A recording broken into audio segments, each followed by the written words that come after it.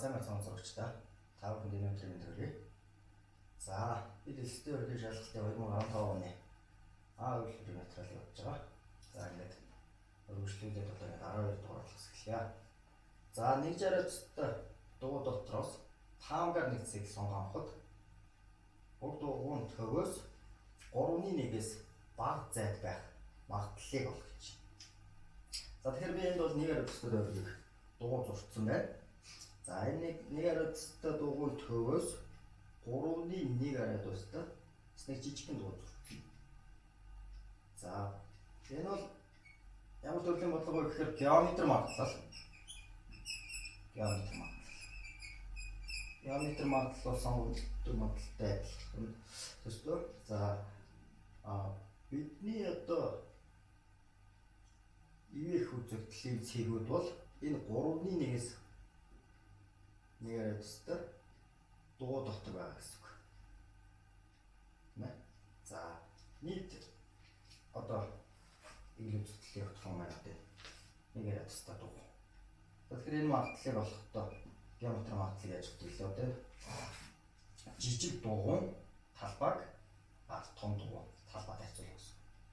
За, тэгэхээр тойрны талбай болох томыг бичиж дугуй талбайг. За, дугуй талбайг бол πr квадрат гэж. За, дугуй талбайг бол ингэж болдог. За, тэгэхээр жижиг дугуй талбай бол π хөвчгөн 3-1-ийн квадрат. Жижиг дугуйн квадрат бол энэ. За, том дугуй талбай бол π хөвчгөн 1-ийн квадрат. За, энэ π-нүүд нь болоод байна. Оноос аваад чинь. За, ингээд 9-1 гэж.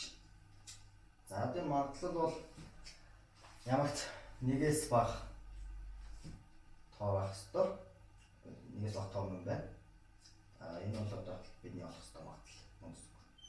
За, ингээд. За, дараагийн бодлого. Зөө 2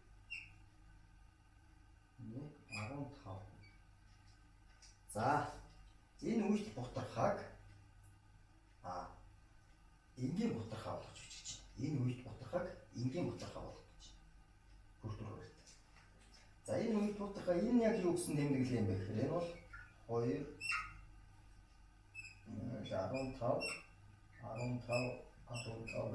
15 гэсэн үгтэй ингээд төвшөлгөө үргэлжлэн гэсэн үг. За, ийм үйлдэл бутархааг бодох энэ 10 байдаг.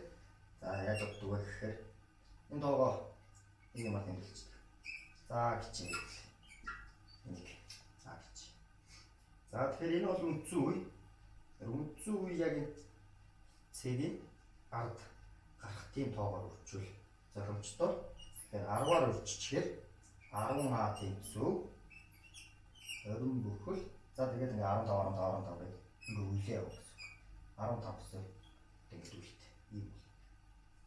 За, дахиад сая энэ 15 маань одоо ингэ цэг бол энэ дээр ирчлээ гэсэн үг шүү дээ. Одоо цэг энд ирэхээр үрж тийм доор үрж. Цэг энд ирдэг байхаа. Тэгэхээр за 100-аар үржүүл цэг энэ дээр нь өрөөлүүлэн гэсэн үг. За, 1000-аар үржүүл энэ дээр. За, тэгэхээр 1000А тэнцүү юу болох вэ гэхээр 2015 тэгээд 15 гэх. За, тэрийг ингээ хаалтан болчих гэсэн үг. За, энэ бодлоос нь дээдлийг хасч. Тэгэхээр чинь 990 А тэнцүү 2015 за, 15 гэсэн үгтэй хасах нь 20 бүхэл 15 ингээ үйл явах гэсэн. За, ингээд хасахад энэ таслалаас хойш байгаанууд бол бүгд яг ижилхэн учраас үе нь устчихна гэсэн үг. Тэгэхээр бидний яг энэ 10-аар үржүүлсэн 1000-аар үржүүлсэн гол зорилго юм гэсэн. Энд ч үеийг нь устгах байсан. За, тэгэхээр 990 А тэнцүү ингээ хасчихар чинь 1900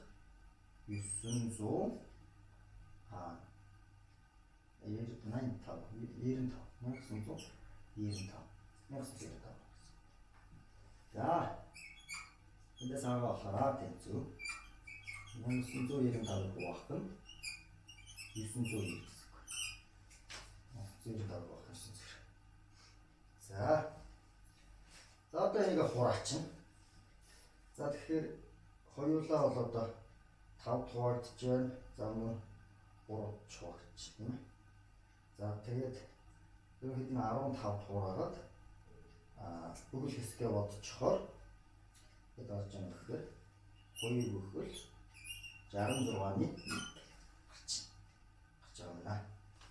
За ингэ бодлого маань өөрөлдвөл энэ үт бутархаа бол энгийн бутархаатай эзэж байгаа гэсэн. 66-ны 100. За дараагийн бодлогот оръё. 14. За гүдгэр 10 үнцэгт хэдэн диагоналтай вэ гэж. Гүдгэр 10 үнцэгт хэдэн диагоналтай гэж. За тэгэхээр энэ бодлого бол гүдгэр 10 ч биш юм хэд ч байхад ерөнхийдөө бодчих болно тийм том явж бий. За тэгэхээр ямар юм байдаг вэ гэхээр за хэдүүлээ ерөнхий тохиолдолд одоо ингэж бодчих. За ингэ нэгсгээд нэг гүдгэр N үнцэгт гэж бодчих. За гүдгэр N үнцэгт шүү. Гүдгэр N үнцэгт. За гүдгэр N үнцэгт хэдэн диагоналт татчих болдог вэ гэдгийг бодож үзье. За тэгэхээр гүдгэр N үнцэгтийн нэг өрөө сонгоё. За энэ өрөөс бол хичнээн диагоналт авах вэ гэхээр энэ өрөө л одоо диагоналт татчихвол энэ өрөө ба энэ өрөө л диагоналт татна. Ингээд их мэтлэгээ татаад юм. За яг энэ өрөө дөө за хөрш хоёр өрөө нөгөө диагоналт татахгүй. Бус өрөө нь гэхээр цаана бол N-ээс асах нь 3 ширхэг өрөө. Тэгэхээр энэ одоо бидний одоо энэ өрөөгөөс бол N-ээс нь 3 ширхэг диагоналт гарна гэсэн үг. Өрөө бүрээс тэгэхээр мөн адилхан N-ээс нь 3 ширхэг гарна. Тэгэхээр нийт диагоналын тоо бол N-ээс асах нь 3. За энэ үржих нь бүх өрөөгөөс яг ийм ширхэг диагоналт гарах учраас N. Энд бол харин диагоналууд 2 удаа тоглож байгаа. Диагоналууд яг 2 удаа тоглож байгаа. Энэ диагонал энэ өрөөгөөс ч гэсэн бас тоглох гэсэн. Тэгэхээр энэ тог 2 туунаа гэсэн. За тэгэхээр бүдгэр N үнцэгтэй нийт диагоналын тог бол ингэж олно. За энэ бол том юу гэсэн үг. За манай бодлогонд бол одоо N тэнцүү 10 үед болох байгаа. Тэгэхээр 10 үед нь бодох юм бол 10 47 хуваах нь 2 тэнцүү 35. За дараагийн бодлого. За x квадрат нэмэх нь авчлаар нь хасах нь 4x гэж хасах нь 4x нэмэх нь c тэнцүү тэг. За энэ тэгштэл c-ийн ямар утганд тэнцүү язгууртай байх вэ гэж. Параметр тэгшээс c ямар тоо байхад тэнцүү язгууртай байх вэ? 2 язгуур давхарцсан язгууртай байх вэ гэсэн. За өөрөлдвөл x1 x2 гэсэн язгуур хэдий тэнцвэр гэсэн. За дискриминант нь хэдий тэнцвэр үед бол давхарцсан язгууртай байдаг. Тэгэхээр дискриминант нь буюу дискриминант бол b квадратаас асах нь 4ac гэж болдог. Тийм ээ. За биднэрт өгснөр бол b квадрат бол хасах төр байна. Квадрат зэрэг дэвшлээ 16. За хасах нь томьёоны 4 үржих нь а гэдэг бол одоо x квадратын өмнөх коэффициент 1. За c бол сул коэффициент. Энэ бол c гэх байна. Энэ хэдий тийг байх вэ гэсэн. Өөрөлдвөл c-ийн ямар утгаанд тийг байх вэ? За энэ эндээс харагдаж c тэнцүү 4 үед тийг.